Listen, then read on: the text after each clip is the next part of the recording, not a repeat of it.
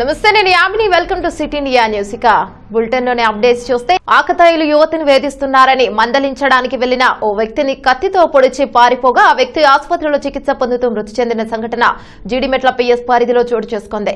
విమానపురి కాలనీలో నివాసం ఉంటున్న పావని అనే 24 ఏళ్ల నర్సు డ్యూటీ ముగించుకుని తన సోదరుడితో కలిసి బైక్ పై ఇంటికి వస్తుంది. ఆ సమయంలో ఇద్దరు యువకులు ద్విచక్ర వాహనంపై స్పీడ్ గా వస్తూ ఆ యువతి పట్ల అసభ్యంగా ప్రవర్తించినట్లు తెలుస్తుంది. దీంతో ఆ యువతి ఇంట్లోకి వెళ్లిపోయింది. కానీ యువతి సోదరుడు తనకు పరిచయం ఉన్న సురేష్ గౌడ్ అనే వ్యక్తికి ఈ విషయాన్ని చెప్పాడు. దీంతో అదే కాలనీలో ఉన్న యువకుల ఇంటి దగ్గరకు వెళ్లి అడిగేసరికి ఆ యువకుల తండ్రి చాకుతో సురేష్ పై దాడి చేశాడు. తీవ్రంగా గాయపడిన సురేష్ ను స్థానికులు హాస్పిటల్ కు తరలించారు. చికిత్స పొందుతూ సురేష్ గౌడ్ మృతి చెందాడు.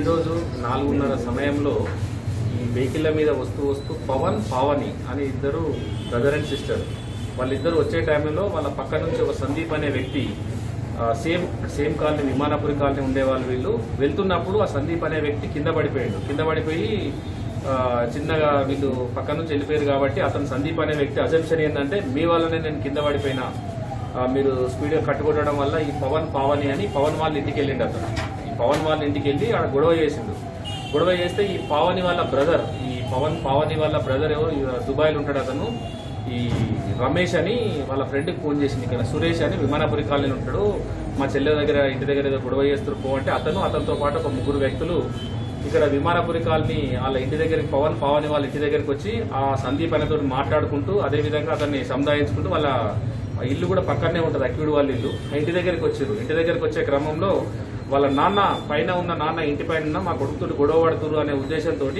ఆయన కిందికి వచ్చి కత్తి తీసుకొని ఇద్దరు పొడవడం జరిగింది. రాజన్న సిరిసిల్ల ఈ నెల 26న వేములవాడ పట్టణంలోని డీఎస్పీ కార్యాలయ సమీపంలో శ్రీనివాస్ గౌడ్ను కోరెపు రాజు అనే వ్యక్తి గొడ్డలితో నరికి చంపిన కేసులో రాజును అరెస్ట్ చేశారు పోలీసులు. అతను ఉపయోగించిన గొడ్డలిని బైక్ ను స్వాధీనం చేసుకుని సీజ్ చేసి రాజును రిమాండ్ చేసి కోర్టుకు పంపించారు. అనుమానంతో ఆమె పోయింది. అక్కడికి వెళ్ళిపోయి 1.5 year అవుతుంది. 1.5 year నుండి కూడా సపోర్ట్గా వెళ్లే క్రమం లోపల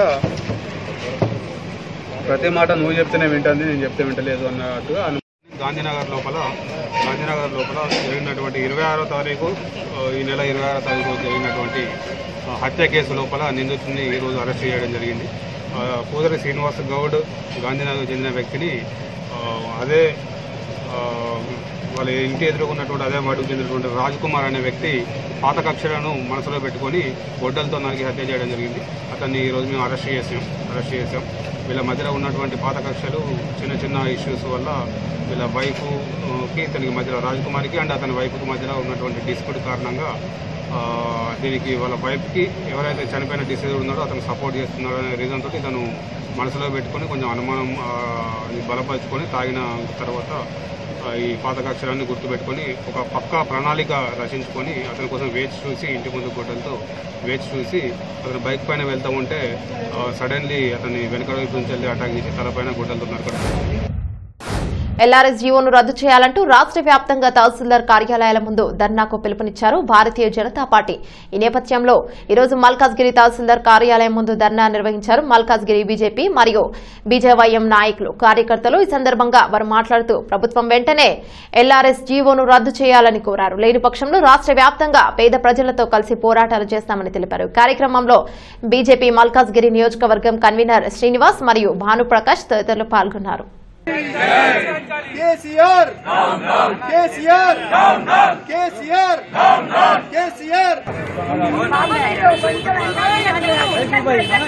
ఉపసంహరించుకోవాలని చెప్పి ప్రభుత్వాన్ని డిమాండ్ చేస్తూ రాష్ట్ర వ్యాప్తంగా అన్ని ఎంఆర్ఓ కార్యాలయం ముందు ఈరోజు ధర్నా నిర్వహించడం జరిగింది. అందులో భాగంగా మల్కాజ్గిరి నియోజకవర్గంలో మల్కాజ్గిరి ఎంఆర్ఓ కార్యాలయం ముందు మల్కాజ్గిరికి సంబంధించినటువంటి బీజేపీ బీజేవైఎం కార్యకర్తలందరూ కూడా ధర్నా నిర్వహించడం జరిగింది. రాష్ట్ర ప్రభుత్వాన్ని డిమాండ్ చేస్తున్నాం, వెంటనే ఎల్ఆర్ఎస్ జీవోను ఉపసంహరించుకోవాలా. ఈ జీవో పేద ప్రజలకు, సామాన్య ప్రజలకు నష్టపరిచే జీవో వెంటనే రద్దు చేయాలా. లేని పక్షంలో రాష్ట్ర వ్యాప్తంగా భారతీయ జనతా పార్టీ ఆధ్వర్యంలో కార్యకర్తలందరూ కూడా ప్రజలతోటి, పేద ప్రజల పక్షాన మేము పోరాడడానికి గట్టిగా పిలుపునిస్తున్నాం. నిన్న హైకోర్టు కూడా తెలంగాణ రాష్ట్ర ప్రభుత్వానికి మొట్టికాయలు వేసి పేద ప్రజలకు వ్యతిరేకమైనటువంటి ఎల్ఆర్ఎస్ జీవోను వెంటనే ఉపసంహరిస్తారా, మేము ఇన్వాల్వ్ కావాలని చెప్పేసి స్వయంగా హైకోర్టు తెలంగాణ రాష్ట్ర ప్రభుత్వాన్ని ప్రశ్నించడం జరిగింది. ఇప్పటికైనా తెలంగాణ రాష్ట్ర ప్రభుత్వం కళ్ళు తెరిచి పేద ప్రజల పక్షాన నిలుస్తుందా, కేవలం కొన్ని సంపన్న వర్గాల పక్షాన నిలుస్తుందా నిర్ణయించుకోవాలా. భారతీయ జనతా పార్టీ రాష్ట్రంలో ఉన్నటువంటి అందరి పేద ప్రజల పక్షాన పోరాడుతుంది. ఈ ఎల్ఆర్ఎస్ జీవోను రద్దు చేసేంత వరకు ఎంతకైనా తెగిస్తామని చెప్పేసి రాష్ట్ర ప్రభుత్వాన్ని హెచ్చరిస్తున్నాం. అదేవిధంగా డబుల్ బెడ్రూమ్ ఇల్లు ప్రతి పేదవానికి కేటాయిస్తామని చెప్పి హామీ ఇచ్చి అధికారంలోకి వచ్చి ఇప్పటి వరకు ఎవరు కేటాయించలే. వెంటనే డబుల్ బెడ్రూమ్ ఇళ్లను ప్రతి పేదవానికి, అర్హులైనటువంటి ప్రతి పేదవానికి వెంటనే కేటాయించాలని చెప్పేసి కూడా భారతీయ జనతా పార్టీ డిమాండ్ చేస్తుంది. 32 పేదింటి క్రీడాకారిణులకు స్కూటీలు నగదు. హైదరాబాద్ సెప్టెంబర్ 29న రాష్ట్ర అంకారీ క్రీడా పర్యాటక సాంస్కృతిక శాఖ మంత్రి వి శ్రీనివాస్ గౌడ్ క్రీడా శాఖ ఆధ్వర్యంలో ప్రతిభ గల నిరుపేద కుటుంబాలకు చెందిన ఉత్తమ అథ్లెటిక్స్ అమ్మాయిలు దీప్తి, మహేశ్వరి, నందినిలకు ప్రోత్సాహంగా ఎలక్ట్రానిక్ 3 స్కూటీలు ఒక్కరికి నగదు పురస్కారంగా 10,000 రూపాయలను రవీంద్ర భారతి ప్రాంగణంలో ఏర్పాటు చేసిన కార్యక్రమంలో ప్రముఖ క్రీడాకారులతో కలిసి అందించారు.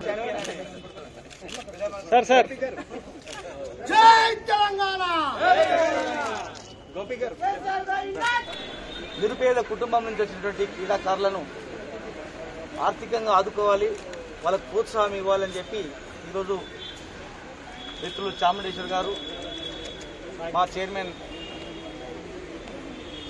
వెంకటేశ్వర రెడ్డి గారు, ముఖ్యంగా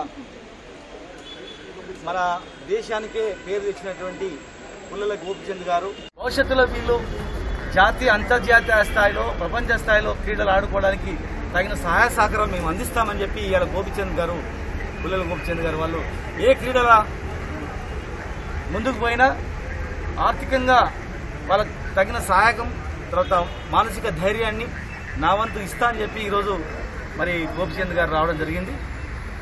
మీకు అందరూ తెలుసు, తెలంగాణ రాష్ట్రం ఏర్పడిన తర్వాత దాదాపు 110 స్టేడియాలను మేము శాంక్షన్ చేసి 50 స్టేడియాలు కంప్లీట్ చేసుకొని ప్రతి నియోజకవర్గంలో కంప్లీట్ స్టేడియం ఉండాలని చెప్పి మరి ప్లాన్ చేస్తున్నాం.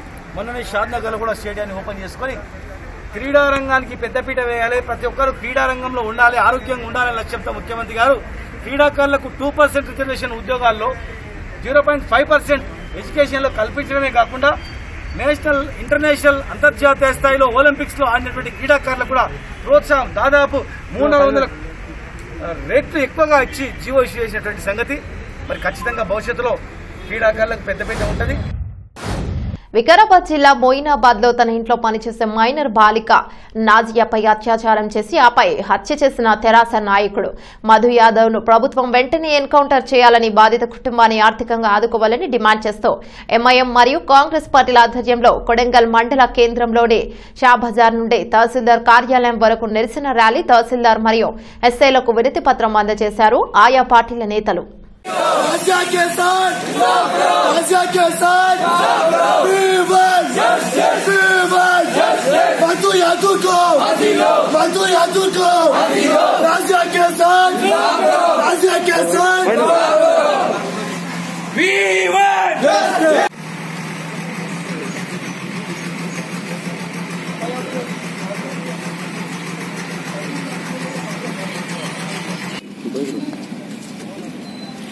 సార్ పైకి తగ్గ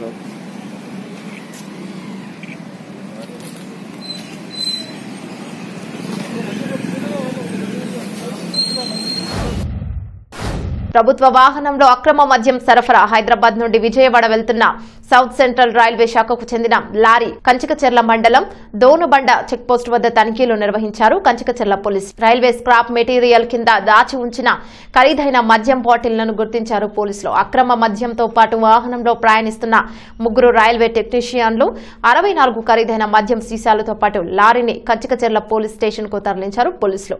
డ్రైవర్తో పాటు 4గురిని అదుపులోకి తీసుకుని విచారిస్తున్నారు పోలీసులు.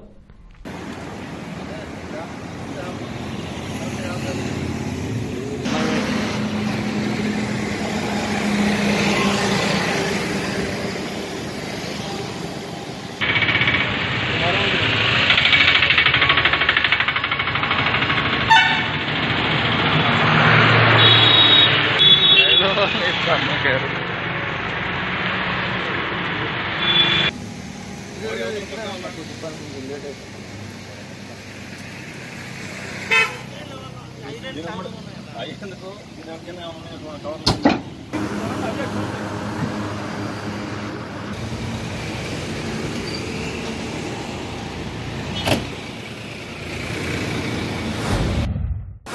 యజమాని లైంగికంగా వేధింపులు, యువతి ఆత్మహత్య. అత్యాచారానికి పాల్పడిన నిందితుడిని కఠినంగా శిక్షించాలంటూ యాకత్పుర నియోజకవర్గం టీఆర్ఎస్ మైనార్టీ విభాగం ఆధ్వర్యంలో ఐఏఎస్ సదన్ చౌరస్తా నుండి ధోబీఘాట్ చౌరస్తా వరకు క్యాండిల్ ర్యాలీ. 4 రోజుల క్రితం హిమాయత్ నగర్ గ్రామానికి చెందిన బాలిక అనుమానాస్పద స్థితిలో ఆత్మహత్య చేసుకుంది.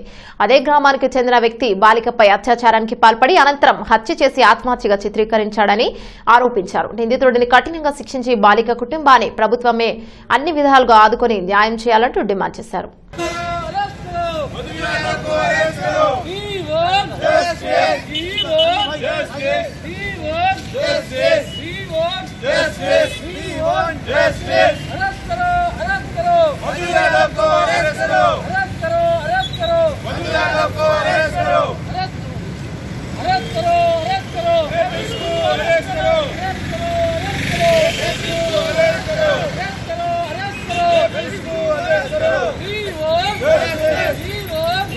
याकुतपुरा कॉन्स्टिट्यूंसी के अंदर हमारी यूथ की जानिब से एक 3 दिन कबल एक मोइनाबाद के अंदर एक रेप हुआ, जिसका ताल्लुक़ कोई टीआरएस पार्टी से है बता रही। हमको तो पता नहीं वो पार्टी से है या नहीं है, बस खंडवे के अंदर उन्हें नज़र आ रहा है। उसका मतलब ये नहीं होता कि हर जने अपनी सियासत कर रहे हैं उसके ऊपर, क्या बोल के वो टीआरएस पार्टी का। हम तो नहीं जानते वो कौन सी पार्टी का है, मगर जो इससे पहले वो डॉक्टर का नाम दिशा के अंदर जो इनकाउंटर करे हैं हमारे वीसी सज्जनार साहब, तो वैसी कार्रवाई करते हुए ये जो बच्ची का रेप हुआ उसके ऊपर भी इनकाउंटर होना चाहिए। और मैं ये अपील करना चाह रहा हूँ, इसके ऊपर जो भी सियासत कर रहे हैं, कोई अपनी पार्टी को बदनाम करने ये करने वो मत करिए। मैं यही मैं गवर्नमेंट से और पुलिस से ये अपील करना चाह रहा हूँ कि उसका जैसा दिशा के केस में इनकाउंटर करे है, इसी का भी इनकाउंटर होना चाहिए। शुक्रिया। మెదక్ జిల్లా తుఫ్రాన్ వెల్దుర్తి మండలాల్లో ఏసీబీ అధికారులు దాడులు నిర్వహించారు. ఇటీవల లంచం తీసుకుంటూ ఏసీబీకి దొరికిన జిల్లా అదనపు కలెక్టర్ నగేష్ వ్యవహారంలో 2 మండలాల్లో భూములు కొన్నారని ఆరోపణలతో ఏసీబీ అధికారులు విచారణ చేపట్టారు. మాసాయిపేట గ్రామంలోని 135/A 135/E సర్వే నెంబర్లతో 3 ఎకరాల 20 గుంటలు 531 సర్వే నెంబర్లోని 2.5 ఎకరాల భూమిని 10 మంది రైతులు కుంటకు 50,000 చొప్పున రియల్ ఎస్టేట్ బ్రోకర్ శివరాములు కొనుగోలు చేశాడు. తర్వాత ఆ భూములను జేసీ నగేష్ కు అమ్మినట్లు తెలుస్తోంది. ఈ భూములకు సంబంధించిన వివరాలను రైతులను పిలిచి విచారించారు. Real estate broker Sivaramulu Prabhakar కు సంబంధించిన ఇల్లు, షాపులపై దాడులు నిర్వహించి పలు కీలక పత్రాలను స్వాధీనం చేసుకున్నారు. ఉదయం నుండి సాయంత్రం దాకా విచారణ కొనసాగుతుంది. రైట్, టీవీ బులెటిన్లో అప్డేట్స్ మరో బులెటిన్లో మళ్ళీ కలుసుకుందాం. అంతవరకు సెలవు, నమస్కారం.